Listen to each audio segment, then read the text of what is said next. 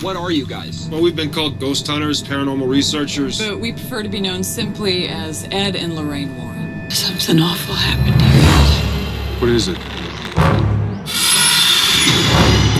Whatever Lorraine sees, feels, touches, takes a toll on her. A little piece each time. It's been quite a career, and I'm still involved. I'm still involved with hauntings, and helping people get through. It's a very delicate thing with certain people.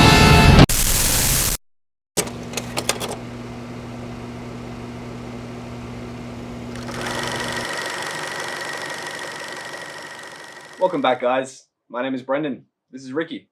Together we're ETFW.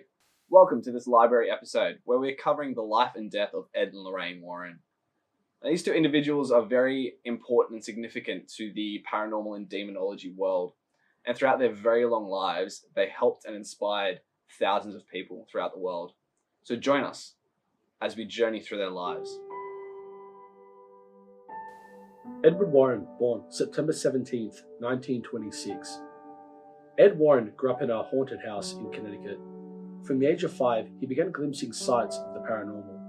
Ed's dad was a police officer at the time, would often say to Ed, "There's a logical reason for everything that happens in this house." A quote from Ed, "My family would all go to bed, and just around 2 a.m. to 3 a.m. in the morning, many times I would hear the closet door being opened up. At first, I'd look into the closet and see only shapeless darkness. Then, slowly, I'd start to see a light beginning to form, and it would morph into a ball-like shape, sort of like a basketball. And then I'd begin to see a face in that ball, which is called a ghost global." Ed would later say he could hear audible footsteps and breathing in his room. It would also become icy cold, an unnatural cold. Ed was 16, and he worked as an usher in the Colonial Theatre in Bridgeport, Connecticut.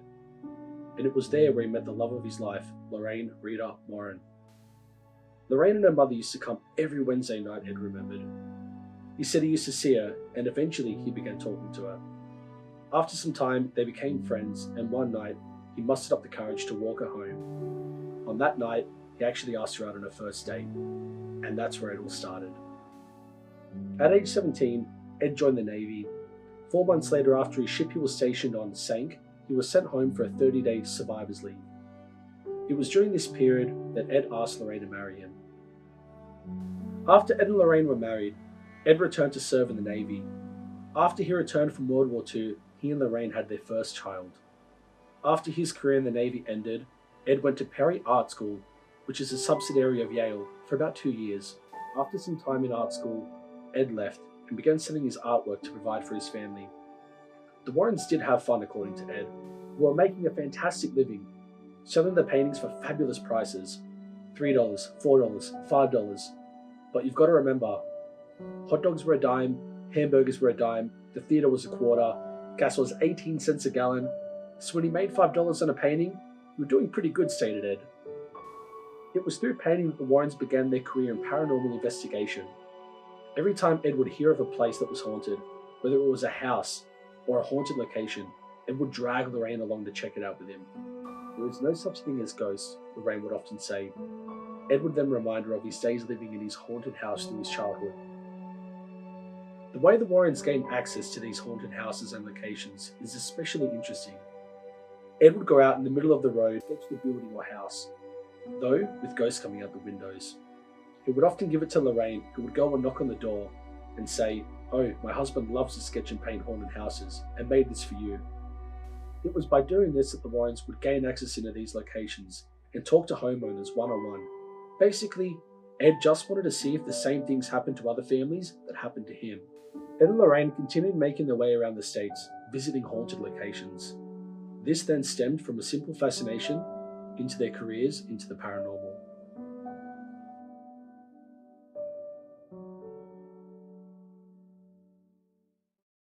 The New England Society for Psychic Research was founded in 1952 by Ed and Lorraine Warren, and the goal was to simply investigate hauntings.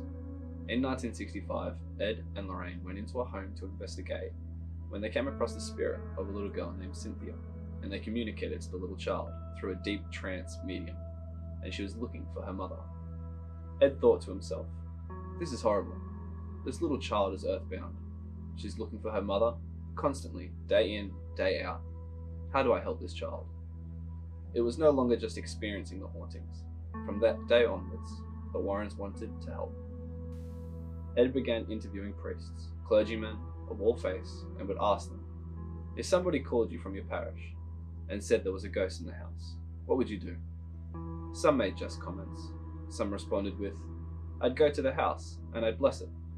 If the blessings didn't work, I'd say a mass. And if the mass didn't work, I'd perform the rite of exorcism. The New England Society for Psychic Research is based in religion, but also uses science. Medical doctors, researchers, police officers, nurses, college students, and housewives, all dedicated members who volunteered their services. Throughout their lives, the Warrens reportedly investigated over 10,000 cases during their career. However, we will cover the most notable investigations, starting with the Annabelle doll. The mysterious case of the Annabelle doll. In 1970s, a mother purchased a Raggedy Ann doll from a hobby store. The doll was a birthday present for her daughter Donna. Donna was preparing to graduate from university with a nursing degree. She lived in a tiny apartment with her friend, Angie, who was also a nurse. Within days, they both began to notice strange happenings with the doll. It seemed to mysteriously move around the house. It was relatively small movements at first, but as time passed, the movements began to be more noticeable. Both girls would come home and find the doll in a completely different room. Sometimes, the doll would be found with its arms crossed and legs folded.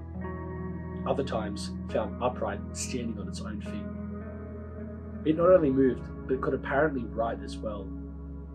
A month into the experience, both girls began to find messages on parchment left around the apartment, which often read the words, "Help us" and "Help Lou."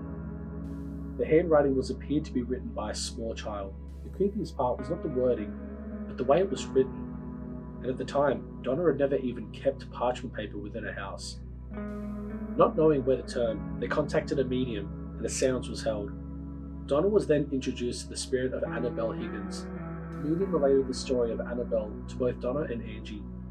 Annabelle was a young girl that resided on the property before the apartments were built. They were happy times. She was a young girl of only 7 years old when her lifeless body was found upon the field in which the apartment complex now stands. The spirit related to the medium that she felt comfort with Donna and Angie and wanted to stay with them and be loved. Feeling compassion for Annabelle and her story, Donna gave her permission to inhabit the doll and stay with them. They would soon find out, however, that Annabelle was not what she appeared to be. This was no ordinary case, and definitely no ordinary doll. After many months of strange happenings, Donna finally was willing to believe that the spirit in the house was not that of a young girl, but inhuman and demonic in nature. She felt as if it was time to seek expert advice, so she contacted a priest named Father Hagen. Father Hagen felt it was a spiritual matter, and he felt he needed to contact higher authority in the church. So he contacted Father Cook, who immediately contacted the Warrens. Ed and Lorraine Warren immediately took interest in the case and contacted Donna concerning the doll. The Warrens, after speaking with Donna, Angie, and their friend Lou, came to the immediate conclusion the doll itself was not in fact possessed but manipulated by an inhuman presence. Spirits do not possess inanimate objects like houses or toys, they possess people. An inhuman spirit can attach itself to a place or object, and this is what occurred in the Annabelle case. The spirit manipulated the doll and created the illusion of it being alive in order to get recognition. Truly, the spirit was not looking to stay attached to the doll, it was looking to possess a human host. The spirit, or in this case an inhuman demonic spirit, was essentially in the infestation stage of the phenomenon. At the conclusion of the investigation, the Warrens felt it appropriate to have a recitation of an exorcism blessed by Father Cook to cleanse the apartment. The episcopal blessing of the home is a wordy 7-page document that is distinctly positive in nature. Rather than specifically expelling the entities from the dwelling, the emphasis is instead directed towards filling the home with the power of the positive and of God. At Donna's request, and as a further precaution against the phenomenon ever occurring again at the home, the Warrens took the big Raggedy Ann doll and then they left, where it now resides in their occult museum, locked in a specifically designed case which is never to be opened. The Haunting of the Perron Family. This story is the basis of the Conjuring movie. In January 1971, the Perron family moved into a 14-room farmhouse in Harrisville, Rhode Island, where Carolyn, Roger, and their 5 daughters began to notice strange things happening almost immediately after they moved in. It of course started small. Carolyn would notice that the broom went missing or seemed to move from place to place on its own. She would hear the sound of something scraping against the kettle in the kitchen when no one was in there. She'd find small piles of dirt in the center of the newly cleaned kitchen floor. The girls began to notice spirits around the house, though for the most part, they were harmless. There were a few, however, that were angry. Carolyn allegedly researched the history of the home and discovered that it had been in the same family for 8 generations, and that many of them had died under mysterious or horrible circumstances. Several of the children had drowned in the nearby creek, one was murdered, and a few of them hanged themselves in the attic. The spirit that was depicted in the film, Bathsheba, was the worst of them all. Whoever the spirit was, she perceived herself to be the mistress of the house, and she resented the competition my mother posed for that position, said Andrea Perron, the oldest of the 5 girls. It turns out there was actually a real person named Bathsheba Sherman who lived on the Perrons' property in the mid-1800s. She was rumored to have been a Satanist, and there was evidence that she had been involved in the death of a neighbor's child, though no trial ever took place. She was buried in a nearby Baptist cemetery in downtown Harrisville. The Perrons believed that it was Bathsheba's spirit that was tormenting them. According to Andrea, the family experienced other spirits as well that smelled like rotting flesh and would cause beds to rise off the floor. She claims her father would enter the basement and feel a cold, stinking presence behind him. They often stayed away from the dirt-floored cellar, but the heating equipment would often fail mysteriously, causing Roger to venture down. Over the 10 years that the family lived in the house, the Warrens made multiple trips to investigate.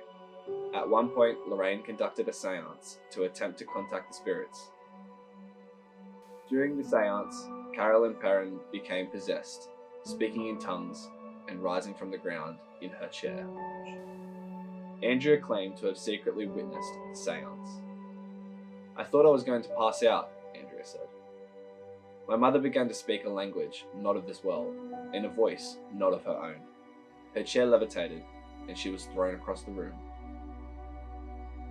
Though the movie versions of events culminates with Ed performing an exorcism rather than a seance, Lorraine insists that she and her husband would never attempt one, and they must be performed by Catholic priests.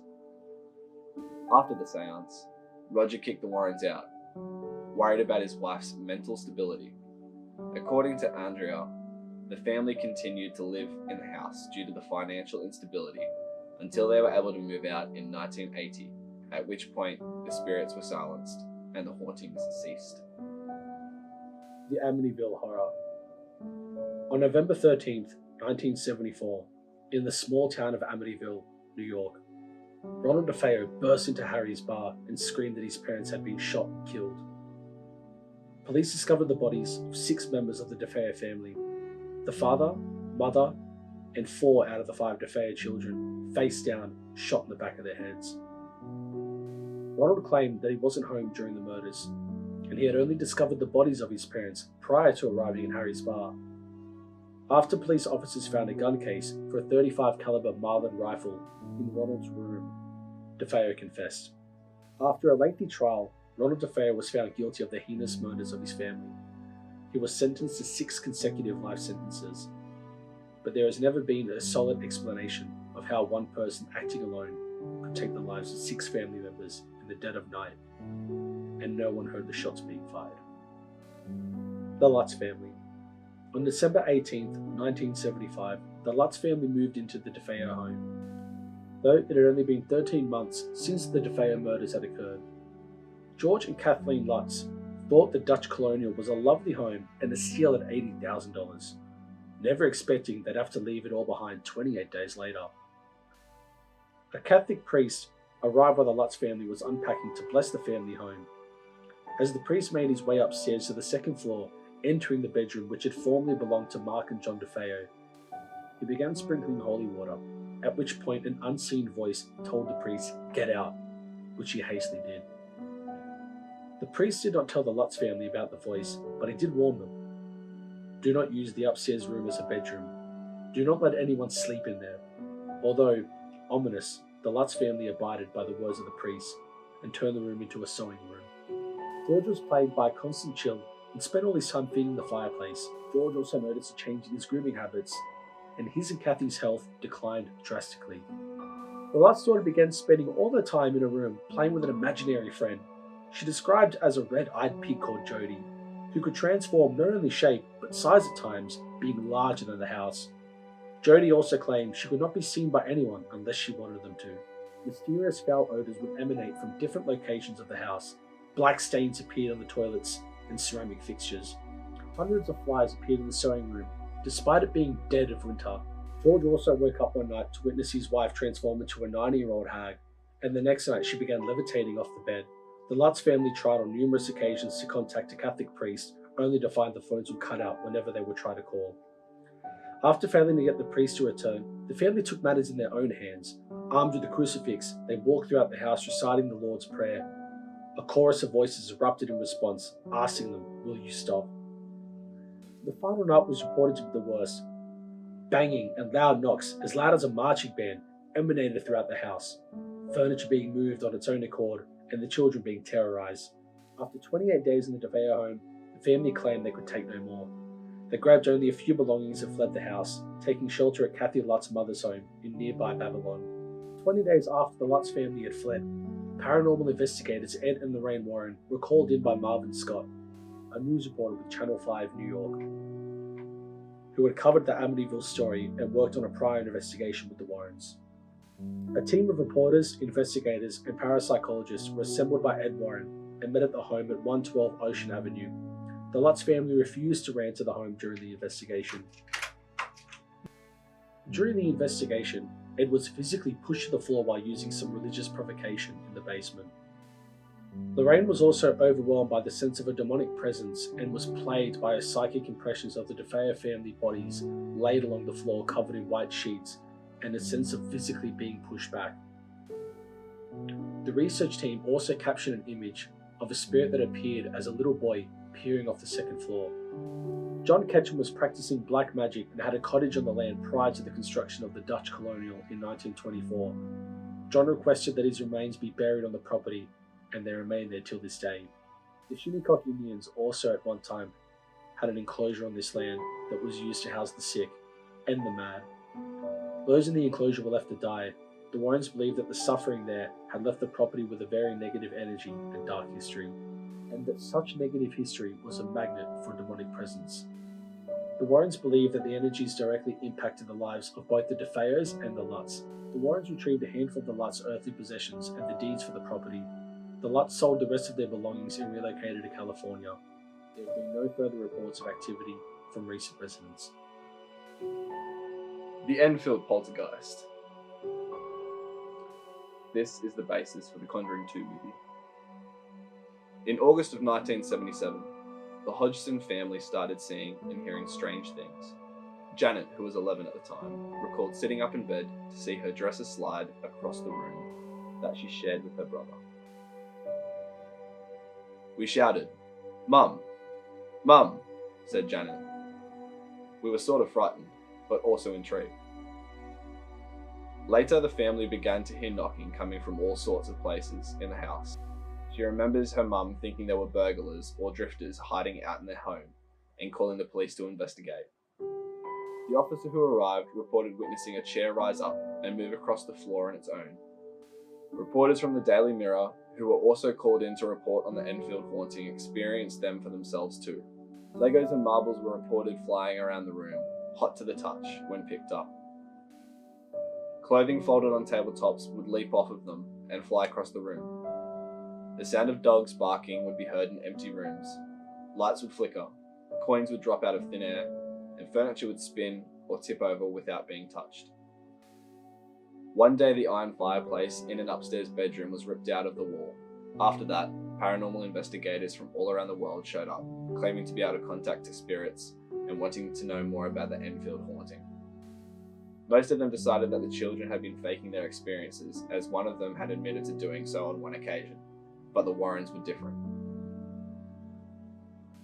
They showed up and immediately believed that a demonic presence was present. However, their claims were overlooked, as a noted skeptic at the time, Ed Warren, of exaggerating and even making up incidents, often transforming a haunting into one case of demonic possession.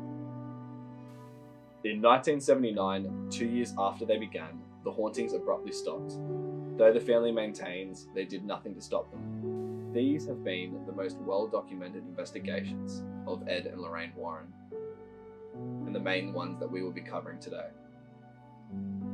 Some of the smaller and less known investigations are as follows. Demons. In 1981, Arnie Johnson was accused of killing his landlord, Alan Bono.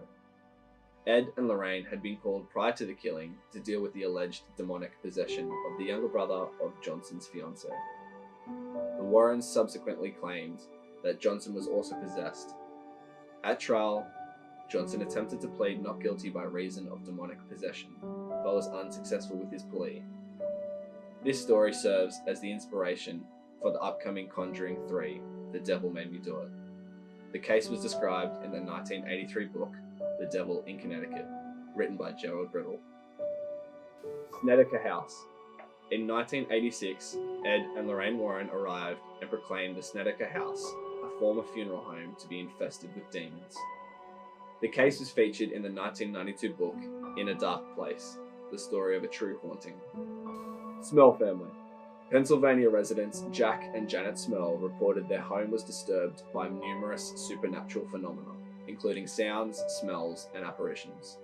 The Warrens became involved and claimed that the Smell home was occupied by 4 spirits and also a demon that allegedly sexually assaulted Jack and Janet.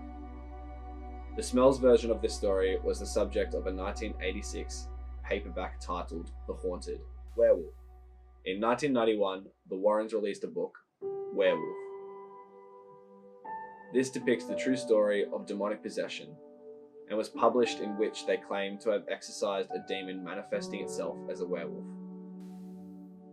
Union Cemetery. Ed Warren's book, Graveyard. The true hauntings from an old England cemetery. Features a white lady ghost which haunts Union Cemetery. He claimed to have captured her essence on film. These are just a handful of the notable investigations done by Ed and Lorraine Warren. Ed and Lorraine Warren had a fulfilling career in the paranormal world. Throughout their time investigating, they acquired many numerous artifacts, items, and haunted or possessed objects, which all lay at the Occult Museum in their home in Monroe, Connecticut. The Occult Museum is available for all to go and visit, if you're up to it. Objects such as the Annabelle doll resides there. And that concludes this episode of The Library, which covered the life and death of Ed and Lorraine Warren. The legacy left behind by Ed and Lorraine Warren can be seen through their books, movies, and the Occult Museum. They went on to train many individuals in and paranormal investigations, and their work is still being carried to this very day. The lives of thousands of people ever changed in such good, pure ways because of these 2 loving individuals. Thank you. Thank you all for watching this episode of The Library. We do hope you enjoy it. With that said, see you guys next time.